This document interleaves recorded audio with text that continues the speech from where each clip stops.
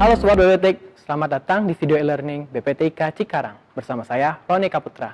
Materi kita pada kesempatan kali ini adalah mengenai konsep percabangan atau yang bisa disebut dengan if-else statement. Konsep percabangan dalam bahasa pemrograman merupakan suatu cara yang digunakan oleh program untuk mengambil keputusan dari beberapa kondisi. Program akan melihat apakah kondisi yang diberikan bernilai true atau false. Jika kita lihat pada flowchart-nya, program akan menentukan suatu kondisi, di mana jika kondisi bernilai true, maka program akan mengeksekusi perintah pada bagian true. Dan sebaliknya, jika kondisi bernilai false, maka program akan mengeksekusi perintah pada bagian false.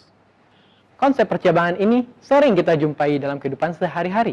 Sebagai contoh, jika kita ingin keluar tetapi cuaca mendung, maka apa yang akan sobat lakukan? Tentu saja kita akan mempersiapkan payung.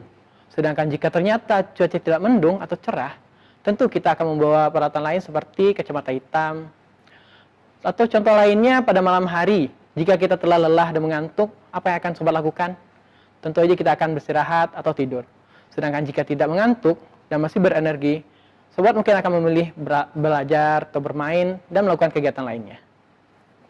Dari flowchart sebelumnya, dapat kita terjemahkan penulisannya ke dalam bahasa pemrograman sebagai berikut. Perintah dimulai dengan if, lalu dilanjutkan dengan kondisi yang berada di dalam kurung. Apabila kondisi tersebut terpenuhi atau bernilai true, maka program akan mengeksekusi perintah selanjutnya.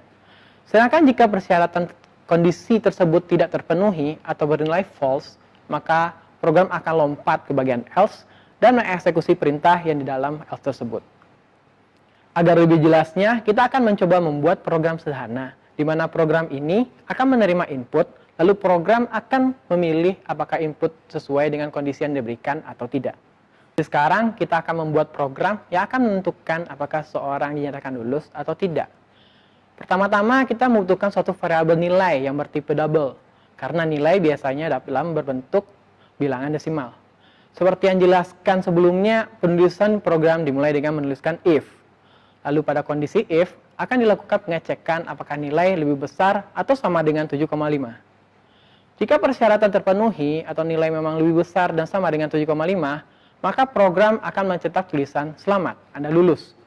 Sedangkan jika nilai yang dimasukkan kurang dari 7,5, maka kondisi akan bernilai false dan program akan masuk ke bagian else. Lalu program akan mencetak tulisan maaf, Anda tidak lulus.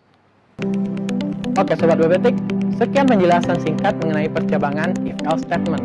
Untuk materi selanjutnya akan dijelaskan